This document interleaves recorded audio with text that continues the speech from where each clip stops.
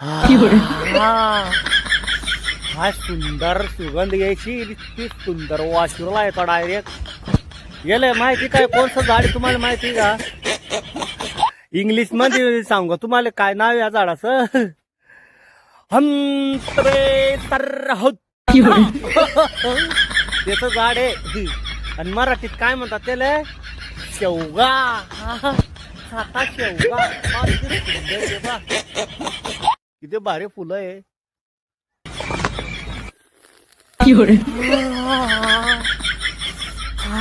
वाशिराला रे बापा खतरनाक.